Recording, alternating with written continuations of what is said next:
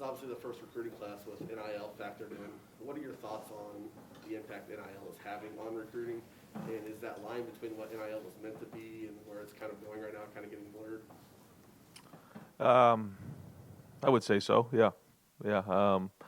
I think when you look at our class, first off, I'm very excited about this class. I think that when you combined, first off, the athletic ability and the potential these guys have to be really good football players, that's one thing. But it's also the type of people that we have that are coming into this program, and I'm very excited about this class. I think the quality of the guys, with 17 people, we're going to expect to sign, north of 20 here after the second signing period. But these 17 are as quality as you're going to get. And I think in this time, you have to make sure that you're recruiting great people. We've talked about that before.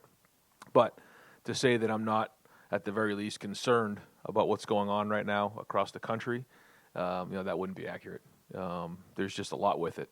But I will say that I think now more than ever, the focus has to be on relationships in this recruiting process. Over here far right, Clay Hall, WSYX. Sonny Styles reclassifying, and is he the jewel of the class? I think we have a bunch of jewels here, but I was certainly very, very excited when Sonny decided he wanted to join us here. It wasn't that long ago, and then quickly let us know that he was interested in reclassifying. And he has a tremendous pedigree, obviously, what his dad did here, and his mom Laverne is awesome. And these people love Ohio State. They love football. He's a very serious young man that has tremendous potential, and I think he's going to be a really good football player for us. Did you bring it up? Did he bring it up? No, that was him. Yeah. What kind of motivated him, you think? I didn't quite ask him, other than the fact that he told me. I went to his basketball game the other day, and they kind of shared with me, his folks, that he always kind of played up. His older brother played, and he just kind of did that growing up, and maybe that's something that motivated him. But that was something that he and his family brought to us, and we're going to support him in that decision. Right in front, Dom DeBerry, WBNS. Does this class fill needs, Coach?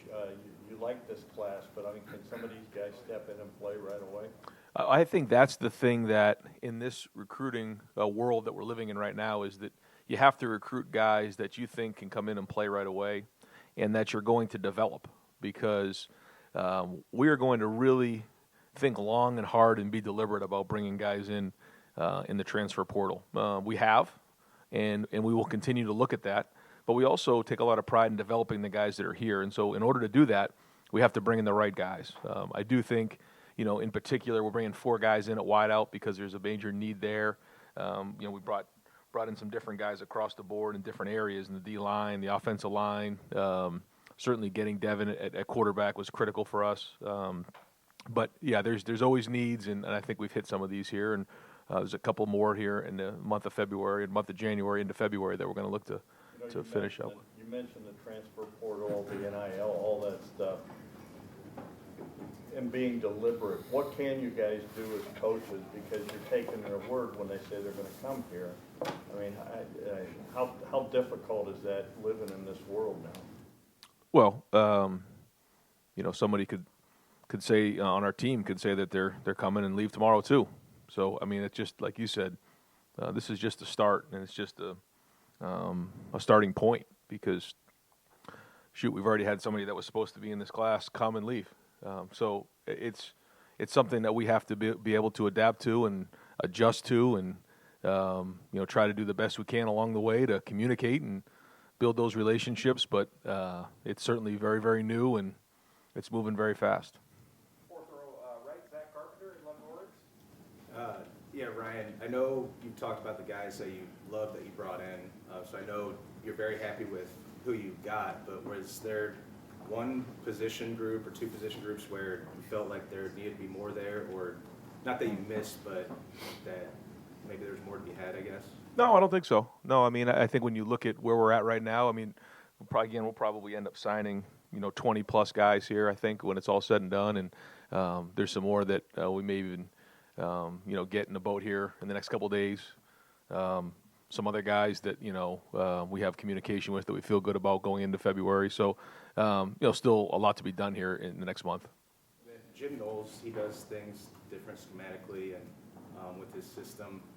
how do those changes of bringing him in, how does that change or affect the way you evaluate defensive talent at the high school level? Not really much at all in terms of the structure. Jim will have his own, flavor to things and what he sees in talent and those type of things. But schematically, we're looking for the same type of players. Jim certainly didn't have an opportunity to recruit through a whole calendar year with this class right here. But in terms of the 4 down and 2 linebackers and having that kind of outside guy who can play nickel or bringing in a bigger guy against bigger personnel, and then 4 DBs in the game, so kind of a 4-2-5 like we've been working towards. Bringing him in, was that keeping that structure? Was that a point of emphasis of why you want to bring him in? Yeah, exactly. Yep. Right next door, Pat Murphy, 24/7. Ryan, speaking of Coach Knowles, what can you tell us about that process and bringing him in, and then kind of the situation with your current staff heading into the Rose Bowl? Obviously, someone will have to change roles at least. What's the conversations with the current staff as well? Yeah, when after we get done with the bowl game, I'll be interested to sit down with you guys and introduce Coach Knowles and do a press conference with him and kind of introduce him the right way. Now's not really the time to get into all that because we want to do a great job in the bowl game, and so he and I have talked about that we're going to visit over the next couple weeks, and then obviously right after the Rose Bowl, and kind of figure out what this is going to look like on the defensive side. But right now, we just, for our guys, the focus needs to be on having a great month of practice here. We only got 2.5 weeks before we play in this game, and playing really well against Utah. You mentioned bringing in Devin, obviously with the quarterback shuffles that have gone on that we've talked to you about. What do you like about him, and what can he bring to this program when he arrives? First off, you guys can watch the film. His athletic ability, ability to run, ability to throw is tremendous. He did a really good job this past year wherever he's been. The people who worked with him at the Elite 11 have nothing but raving reviews about him. And then when you just talk to him, you just realize what an outgoing personality is. Just has a magnetic way about him. The guys in the class have already grabbed onto him. I was really excited during this process, and he wanted to come to a place where he could compete at a high level and wasn't really concerned about who else was in the room. Just wanted to go and get after it. So I think when you combine all of those things, we're very, very excited Devin's a part of this thing and part of our future. Right next door, Colin Gate, rival. Hey, Ryan, I'm curious about when that transition was made, hiring Jim onto your staff. I'm curious, did that mark any changes in terms of, how did you introduce that idea to recruits and to that idea of transition to the guys that you were trying to secure for the 2022 class? Yeah, we just talked about, and Jim spoke with a bunch of them, and just anybody who had any questions, he was there for them. But that the structure of what we're going to do isn't going to make a huge difference. But also a lot of those guys, we encourage them to watch the film at Oklahoma State and see how they're doing things and ask questions. But we're going to do the best we can to keep the coaching staff that's in place there now the same. But we're going to have discussions and figure out what's the best moving forward. And that's just kind of how we did it through the process. And I think at the end of the day, the recruits understood that they want to come to Ohio State and be part of this culture. And so I think that the conversations were good, and the guys who spoke with Jim were really excited. And I wanted to ask about CJ Hicks. He kind of took the initiative of being that leader to try and bring guys with him to 22. How important was that? How important was that kind of leadership even before he took a snap with you guys? Yeah, I think when you've had some really good classes of quality people like we have right here of 17 guys, and again, the quality of the guy is as good as there is in the country right here. But a lot of that has to do with CJ. He jumped in this thing early, and he recruited a lot of these guys. He built that relationship, and there were some guys along the way that were good football players, but they just didn't quite fit what Ohio State was all about in our culture. And these guys are able to see them at the camps, at the rivals events, the opening, all these different things that they go to, and they spend time together. And in that moment, we don't get a chance as coaches to see them. They do. And CJ was a big part of that. His mom, Tiffany, was great. And they really spearheaded this thing. And so he's a big part of this class and a big part of our future. Deep left, Garrett, 11 Warriors. Hey, Ryan, regarding Sonny, when specifically did he address you and talk to you guys about reclassifying? It was right after he committed. I want to say, I forget which game it was. It was a home game. We were over at the Blackwell, and he kind of shared he was going to commit, and then quickly said, we're thinking about reclassifying, and then went about the business of finding out that information. He's so versatile. He's lined up all over the field. Where do you kind of envision him sliding in defensively? Everywhere. Yeah, we're gonna use him everywhere we can. He can do a lot of things. He can cover. He can blitz. He can play zone. He can play man. He's like a Swiss Army knife out there. So I know, our guys on defense are going to be excited to have him in different roles and as he builds. Go to far left, Jared Smalley, WCMH. All right, and a question specifically about NIL. Obviously, at a place like Ohio State, there's great value in that because there's great opportunities out there and the culture around the program. It can work both ways. I'm wondering how you have gone about trying to incorporate NIL in your specific messaging to recruits and how complicated that can be. It's very complicated, and for, for I think just the sport itself, I think the concerning part is that, the coaches can't set that up. The coaches, in Ohio State is not allowed to set those type of deals up. That has to come from outside the university.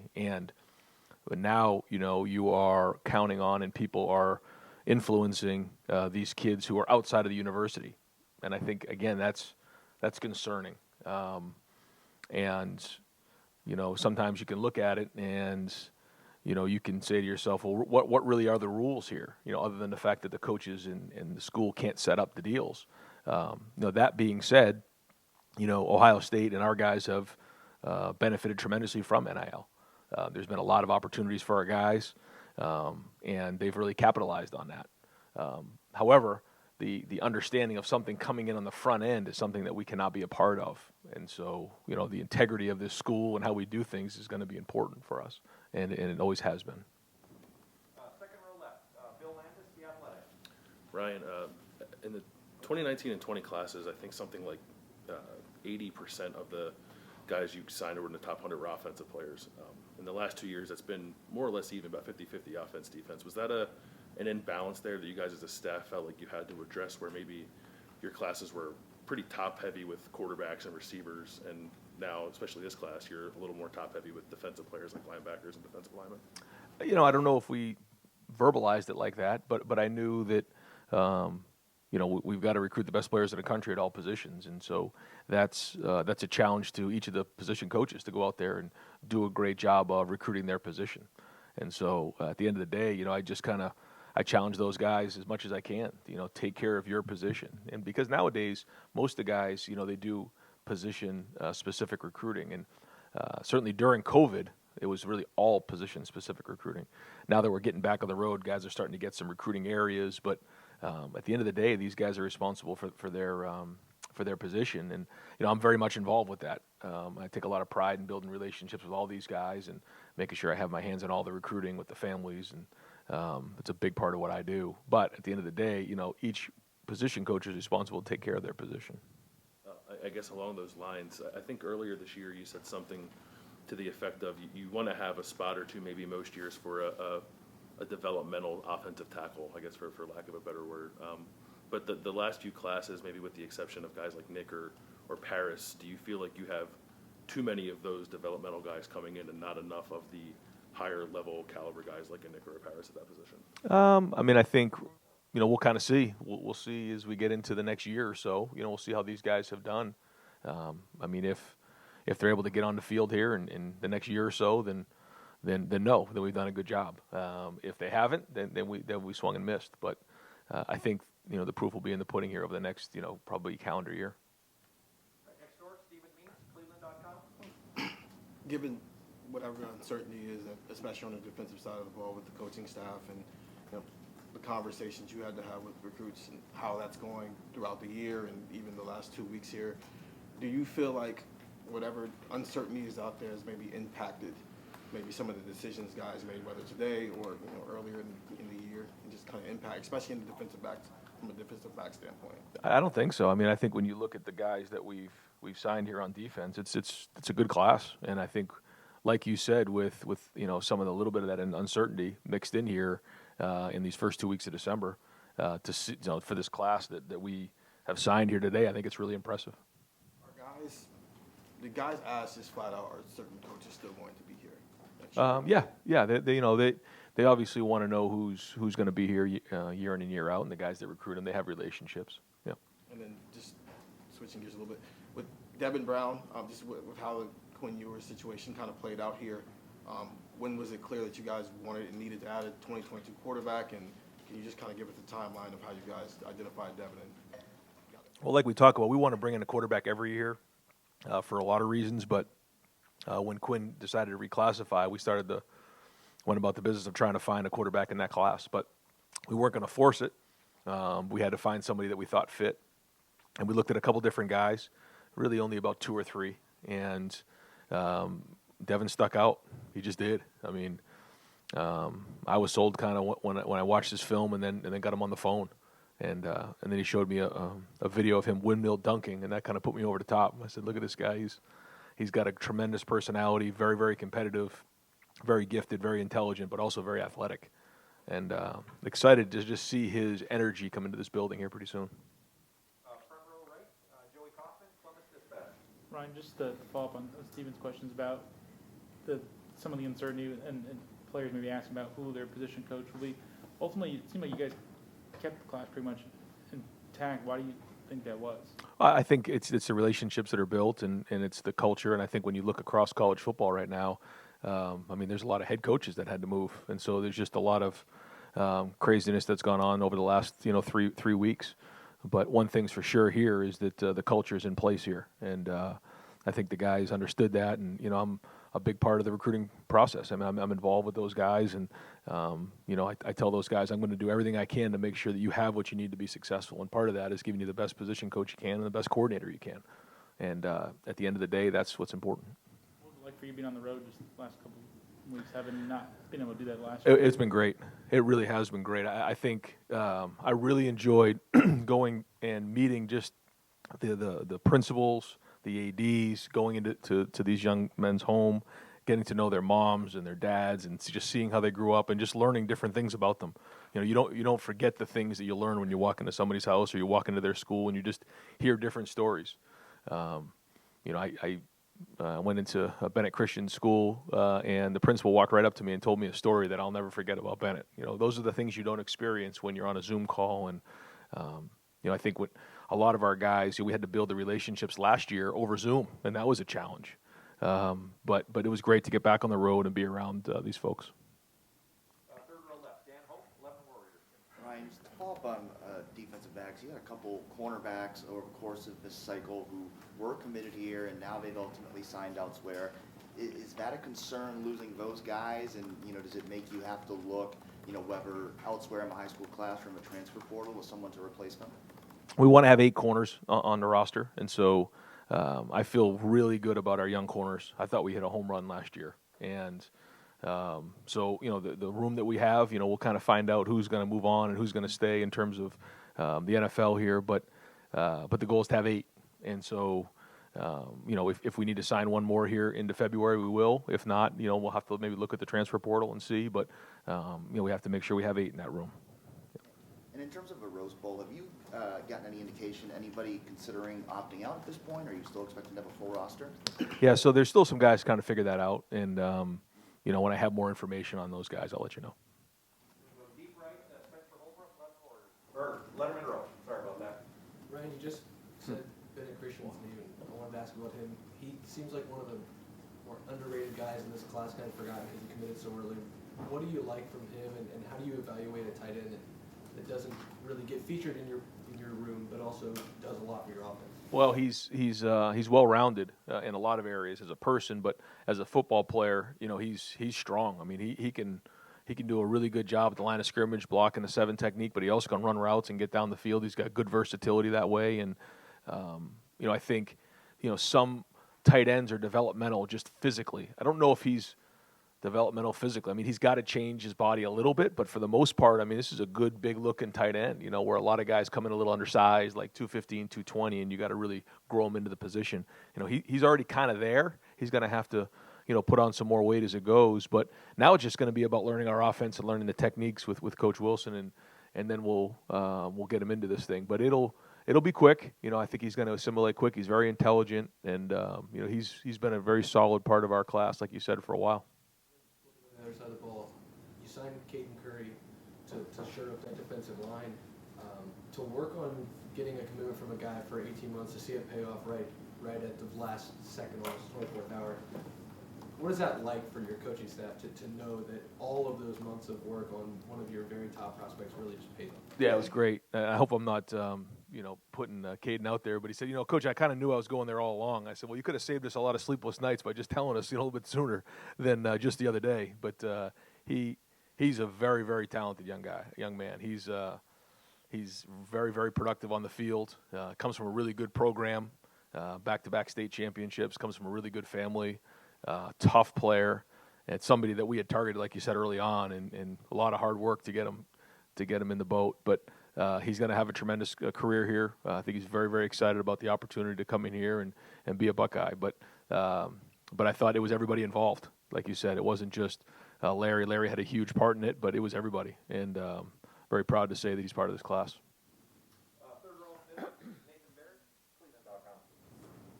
Just kind of wanted to clarify what you were saying before about the NIL situation. Do you think that there are untoward influences happening there? It's not just which programs have maybe set up the best approach to that so far that are capitalizing on that, or do you feel like there's something that is going astray the rules that's happening in this across the country? Well, no, I don't think there's anything against the rules. I mean, the rules of, that guys can make money NLI outside of the university, and but the deals that are being made really have nothing to do with the university itself. And the coaches and the administrators are not allowed to set those deals up. So, it's kind of out of our hands, which is concerning. And I guess just to follow up on that, like the recruiting structure that you have here with Mark Antoni, I mean, it's been tried and true here for a long time. This is obviously a new variable that's been introduced late in this process, so it's kind of a fluid situation. Do you feel like Ohio State has adapted to that well enough, and is Ohio State being aggressive enough in how it's approaching that? There's only so much Ohio State can do, right? I mean, we're not allowed to set up the deals. So, I think we're doing everything we can to make sure that we provide the structure, the resources that these guys need in order to have what they need to help with the deals. But we're not allowed to set them up. So there's only so much we can do. And so I think that's maybe what my point was earlier. That's out of our hands. And certainly we're not going to get into that because that's not legal. And that's where I think it gets a little messy at times. Certainly there's a gray area between setting up a deal directly and then, I guess, communication that goes on with your larger booster structure or whatever. Like, what do you feel Ohio State can do in that arena to help facilitate this stuff? Right, again, set the groundwork. And I think that's where, as we head into the future, that's where I think a lot of this is being sorted through, for sure. But certainly the rules are that we're not allowed to be a part of that. Second row, right, Austin Ward, Letterman row. Right, I think a lot of coaches were excited about the early signing date and early signing period when it was instituted, but now maybe we're seeing some unintended consequences with coaching moves and everything else that's gone on the last couple weeks, transfer portal, all that stuff. Do you see it as a problem now where it is, first of all, before I ask what solution you may have to that, or what you'd want to see? I think we should keep it the way it is now because I feel like there's been so many changes right now in college football that we don't need any more. And the minute we start changing it again, there'll be unintended consequences again, and there'll be just new things. So I vote for let's not change the signing date right now. Let's try to figure out some other ways to make things better. So with where it is right now, and you were dealing with players going in the transfer portal, NFL decisions, you were hiring a defensive coordinator. I mean, when are you supposed to balance in this recruiting stuff and being on the road? I mean, how do you sleep? Right. Seems difficult to me. No, it's part of the job. It's part of the job, and no one said it's easy, but that's what it is. And I think one of the biggest challenges right now is the unknown. I think for a long time, you knew what the rules were, you knew what to expect.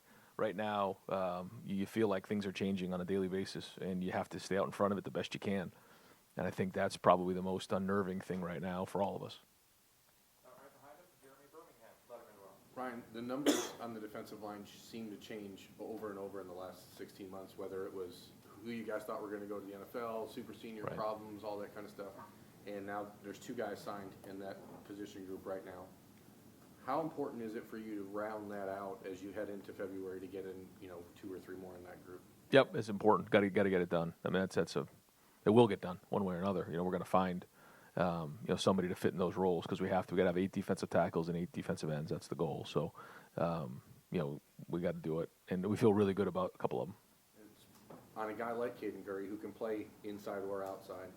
I know you've recruited him a long time, but when you look at his productivity, his talent, and then you see some of the rankings out there on him, I know you guys don't care about rankings per se, but you look at them. Are you kind of surprised at the lack of national accolades for a kid like that? Because what makes him that guy for you? And why has he been that guy for you guys for so long? Well, first off, Caden's never been a guy that's gone onto a lot of these camps and tried to go and gather offers and try to grab stars. That's never been his deal. And his deal is just go win a state championship and be the best player he can possibly be. He played a lot of baseball and is a really good baseball player, so he missed out on a lot of those things, which I don't think you'd have it any other way. But I also think, he's very, very talented. I spoke with somebody not far back who actually went to his game. He's in NFL personnel, and he texted me right away, who is this Caden Curry? And he said, this guy's going to be an NFL player here in about 3 years. And he goes, doesn't take long to figure that one out, I mean, when you watch him play, you just see him jump off the screen. And in a day and age where it's a lot about the stars and about going to these camps and getting certain ratings, I don't think Caden was concerned about that. I think all he cared about was his teammates, playing really at a high level, winning a state championship, and now coming to Ohio State and being the best football player he could be. Was it for him to make the decision to be here in 3 weeks as opposed to 6 months from now? Yeah, it was hard. I know he wanted to play baseball, and that was a tough decision for him. But it was big for him. It's going to be big for him to get here. He's a Midwest guy, and I just think getting to work and getting to work with Larry and getting in the room with the weight room with Mick, those are all going to be opportunities for him to get on the field quickly next September. Exactly how many guys you're looking at for the January enrollment? It moves a little bit. I want to say we're targeting about 12 or 13. I think maybe 1 or 2 of those would possibly be a transfer portal. We're still considering a couple guys in that area. So I think we're right in that 12 to 13 range.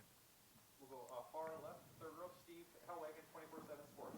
Yeah, Coach. Just curious with Coach Knowles, will he be physically in the building, watching practice and watching the guys work behind the scenes? Can he add anything behind the scenes on how you guys can beat Utah? No, we're going to kind of start fresh on the second. He is going to come for a couple days and just kind of get a lay of the land, meet with a few folks. I don't think it's the right thing to do to have him out of practice. I just think that, our staff is intact right now, and we're going to do a great job playing in the Rose Bowl. And but yeah, get him here for a couple days, just kind of, get the lay of the land, and then we'll start fresh in the second. I want to ask about a couple guys. This seemed like a year unlike any other where a guy would play 1 week, miss 3 weeks, play 2 weeks, miss 3 weeks. It was just kind of the weirdest, I don't know from your standpoint how it was, but Master T, 20 carries against Michigan State and doesn't even play or doesn't even go to Michigan. Tyleek Williams started midseason, didn't play a whole lot after that. Just, I don't know, individually, if you have anything to say about those 2 guys in particular, and then just from your standpoint, was this a difficult year knowing from 1 week to the next who you could count on? Because it just seemed like when he puts the list out, you're like, he played last week, why is he on this list this week? Yeah, well, some guys, fought injuries all year. We did lose some guys for the season, but some other guys who just fought injuries throughout the season. And it's very hard to play on Saturdays if you're not practicing during the week. And certainly some guys did a really good job of taking care of their bodies. Some guys, unfortunately, had some things that happened to them, and that's part of the game. You try to work through it. Other guys, we played some young guys early on, and then certainly found our way as the season went on, and a lot of that had to do with the depth chart and how that kind of trickled throughout the season. But I think it's a combination of those 2 things. Master, do you feel like he'll be able to play for us? I do. Yep. We've got time for just a couple more, folks. I didn't realize that the defense is going to be in here at 1:45. So second row right, Tim May, Columbus Dispatch, or Letterman row. Jack of all trades. I don't think they'll be here today on one couple days. Maybe tomorrow. Okay, we're good. Yeah, I think it's tomorrow. Am I still a go? You're a go. Was anything said during the Heisman Trophy ceremony show that bothered you as you left there, that you thought was untoward, et cetera? You know, I was happy that CJ was able to get that experience because you know, you just never know. I mean, hopefully he has an opportunity to get back there next year, but you just never know. And you know, what a great opportunity for him and his family to spend a weekend in New York City, and certainly have a lot of respect for the tradition of that ceremony and all the great people that have come before and the professionalism of that event. And so, you know, I was honored to go back there this year. Comment on the other part that I asked. I mean, yeah, I mean, like I said, I have so much respect for that award. yeah. When I ask you this almost every year, but I'm gonna ask it another way. When you're signing a quarterback, is there a moment that you just, you know, during that process where you just feel like, yeah, this is the guy, almost like a gut feel? And with Devin Brown, when did that moment come? Like you talked about watching him, you know, hearing him talk and stuff, and like when I was talking to him the other day, you know, he didn't care about who's in the quarterback room. He just wants a seat in that room. Just what was that gut moment though with him? Because it is so critical. Yeah, I think like you said, you kind of have that with each of the guys, and I can kind of remember with CJ. I can remember with Kyle when he was out here throwing for us one time, and I think it was Devin when I got a chance to meet him. Certainly the film speaks for itself, and all the people that have worked for him, but. When you sit in a room with him and you look him in the eye and you listen to him talk and you just hear him talk about football and talk about competing and those type of things, that was my moment. With Caden, for example, when you guys are looking for a guy to play up front on the defense, are you looking as much a little bit for a nasty streak in a guy too? I mean, what just has to jump off at you just besides him making plays? Yeah, I think it's a lot of things, but Caden definitely has that. And that toughness and that edge to him is something that's a must, and he has it. And I'm excited that he's going to be getting here and kind of getting to work on that stuff. But he also has tremendous twitch, and like you said, makes a lot of plays and runs to the ball. I think his motor is what's the most special about Caden Curry. He runs sideline to sideline. You watch his highlight film, you just see how hard he plays every play, and that's something for us that we recognized early. And in that same vein, Jim Knowles. What is it about? I mean, I know you don't want to talk a lot about him right now, but what is it about his defenses in particular? Is it their creativity? I mean, just explain what just really attracted you to him. Well, it was all of the above. I mean, I think when you're coming in to be the defensive coordinator at Ohio State, and again, we'll talk about this more, but, you have to check all the boxes. It's not just one. But I think, his past and what he's done, when you watch the guys who have played for him, what they've done schematically, how they speak of him, former coaches that have worked with him, that he's worked for. You add up all of those things, and you look at the production. It all speaks for itself. And again, we'll get into more of that as we get to that press conference. Yep.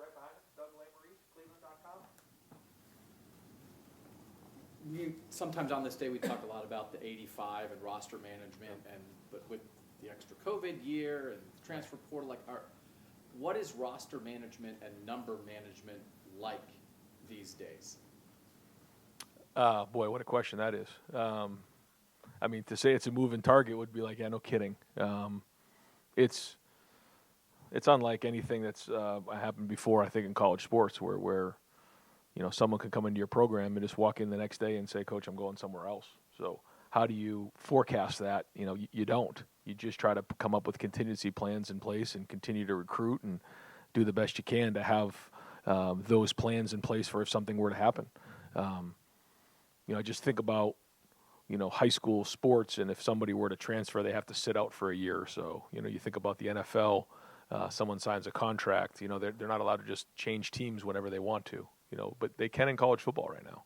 And that obviously has a lot of ramifications. And so as we move into the future, we have to do a great job of coming up with those plans for when this happens, what are we going to do? And that's part of the process of getting to that 85.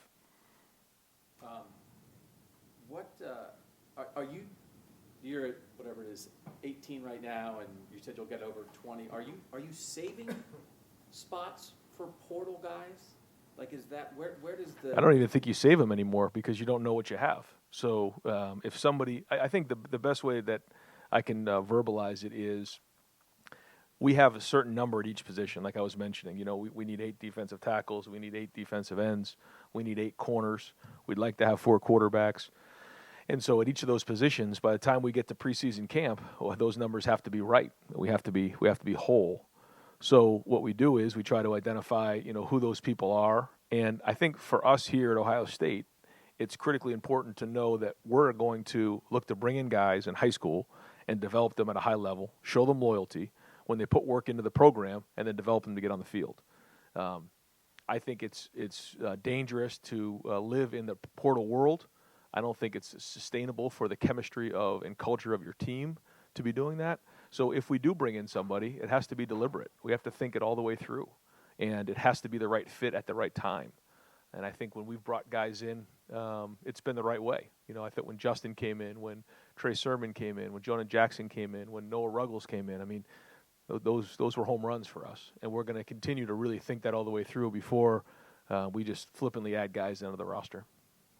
Keeping track of the numbers that you're saying, would you be in a headspace to give us your ideal number count at every position when you're built? You say 8 defensive ends, 8 defensive tackles, 8 corners.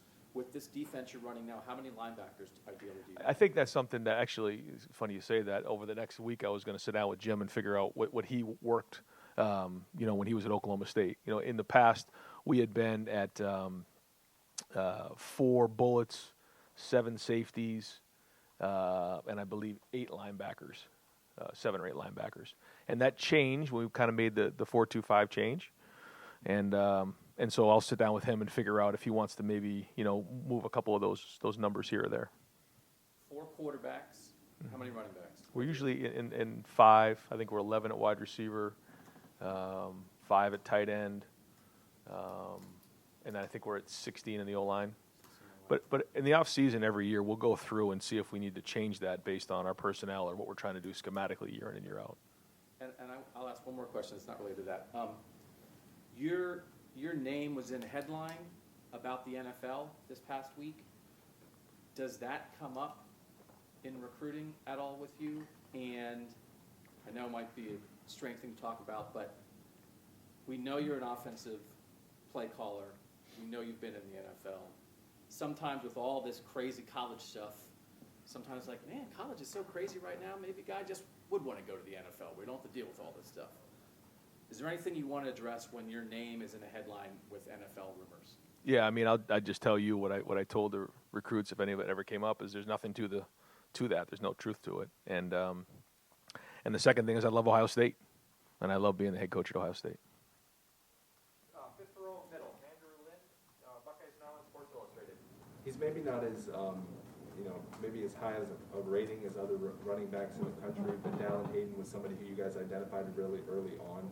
What was it about him that just made him that guy for you guys? Yeah, Dallan from the jump was somebody we recognized as a very talented running back. We're really proud of how he played this year. He had one game in particular that was one of the better games I've seen a running back play in a long time. Runs really hard, has great versatility, and comes from great pedigree. His family are great people, understand football. They're football people. And so that's a guy that we want to invest in our future in the running back position. So he comes in with a tremendous work ethic. Again, really great background, understands football, understands this environment. So we think he's going to hit the ground running. And he's going to have a really bright future here. You guys signed 4 different wide receivers in this cycle. They're obviously all on different paths. I know Gray's came from being an unheralded prospect to now maybe one of the more noteworthy ones, while Caleb was, a 5-star at one point. How do you kind of convince all of them to come in at the same time? Yeah, I think they're all different. Both Caleb's and Keon and Kojo have different skill sets. But I also think they see our numbers at the wide receiver position. They also see that we had 3 guys catch a bunch of balls last year, and they like this offense. They want to be a part of this offense. They've shared with me that they want to come compete and be the best, because we say, if you can make it here, you can make it anywhere. And I think that's part of this recruiting process nowadays. In a world where you can just leave whenever you want, you have to make sure that they want to be here. Over other days of talking, and I kind of knew this. I can kind of see it coming a year or two ago. You don't just talk somebody into coming to your school anymore. You tell them all the reasons why, but they have to want to be here. And then when those bad days come, those tough days come, and someone back home or someone's telling them, you need to go transfer to this school, they say, no, I got this. I chose this school for a reason. I chose this school. So no one talked me into coming here. Because when that happens, they just knock on the door and say, Coach, I'm going to enter the portal. And then what do? All the time that you had, all the investment that you made in that person, you think about all the time and energy and resources that we spend on recruiting and on one individual family, for them to walk out the door, man, that's a bad day no matter how it works. And so it's going on across the country. It's part of the world we live in, so we're going to have to adapt. But I think that's the thing with those 4 receivers. They want to be here. They're highly competitive, and they like what we're doing. And specifically Kojo, I know, when he was going through the recruiting process, his family, placed a lot of emphasis on academics and those kind of things.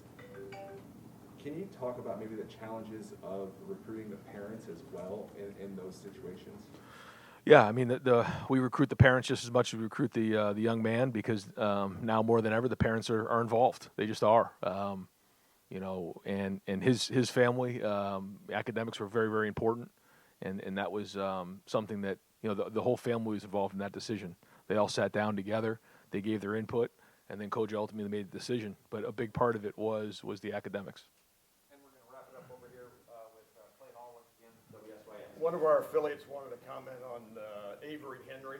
Can you, what do you think of him, how it went, how you got him? Yep. So St. Clairsville, Ohio, kind of a late bloomer, lost a ton of weight going into his senior year, and just really did a great job. Our coaches went out there and watched him. Certainly saw his film and was excited about that, and then went out and watched him play, and just came back with raving reviews. And he comes from a really good family, great people in St. Clairsville. They're very, very proud that he's going to be a Buckeye, and we're counting on his toughness, to show up in that O-line room. But a lot of talent there, and I know he's going to come in and work really hard. Does your comment mean you're coaching the 2022 Buckeyes? Yeah, I hope so. Actually, I left an individual alone. Second row middle, Bill Bennett, Columbus Dispatch. I'm glad you think I still exist, Jerry. Appreciate it. Actually, I've got I don't know where to start a bunch of them, but let me start with this. The Rose Bowl preparation. Obviously, you want to win this game, but it's not a playoff game. You probably are looking to the future with some of this stuff. How are you going to balance that, the desire to win, and development, especially in the pregame, in the practice? Yeah, I think it's a great question. It isn't the CFP, but it is the Rose Bowl, and the Rose Bowl matters, and that's been the message, and our guys get that. We've had some really good practices. I think we're into practice 4 or 5 now. We're going to practice throughout the weekend, and then we're going to give them, after the practice on the 22nd, we're going to let them go home for Christmas, and then we'll meet out in L.A. on the 26th and have a really good week of practice out there, which is how we've done the bowl games in the past.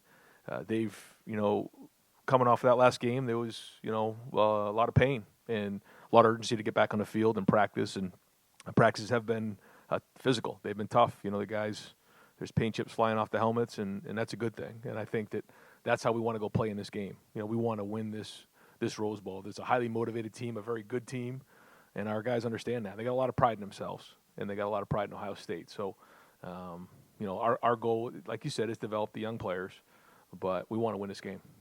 And it's probably got to be awkward for your assistant coaches who may or may not know if they're going to come back. I know you're not going to share with us, have you told each of them whether they're coming back or not, or what roles they're going to have? Yeah, we talk every day, and we have conversations about all those types of things, yeah.